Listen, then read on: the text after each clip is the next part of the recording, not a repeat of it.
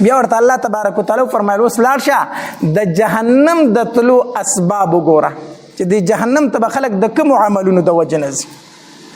نو چې جبرئیل علیه السلام لاړو او جهنم یې وکتو نو جهنم په مزو کې پټ و.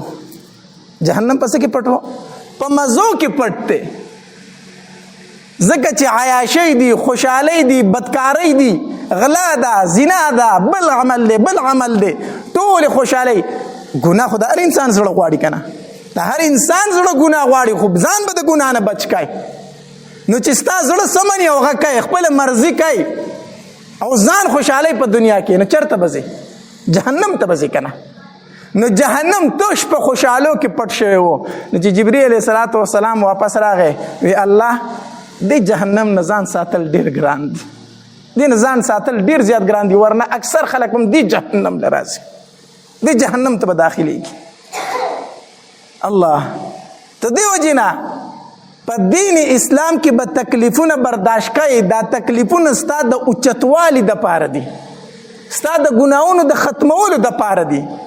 حدیث مبارک کې راځي نبی علیہ السلام فرمایي وای د ټولو نه زیات تکلیفونه الله تبارک وتعالی په دنیا کې پیغمبرانو ته ورکړي دي، پیغمبرانو ته ورکړي. او بیا چې پیغمبر ته څوک څومره زیات نږدې وي دومره به په تکلیفونه زیات راځي.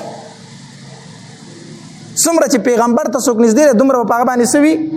تکلیف زیات وي. الله نو تکلیفونه به راځي، مصیبتونه به راځي.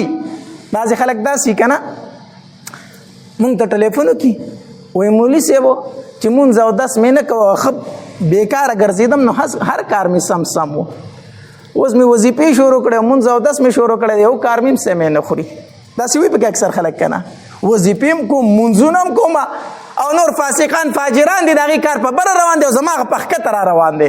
نو زه ورته وایم الله تبارک وتعالی درنه په دې مصیبتونو باندې کوم ګناهونه چې دي کړي هغه درنه ختموي که نه؟ هغه درنه ختموي. ستا دپاره الله په جنت کې ټکانه مقرر کړې ده، ځکه خو ته دیندارۍ ته راواړولې.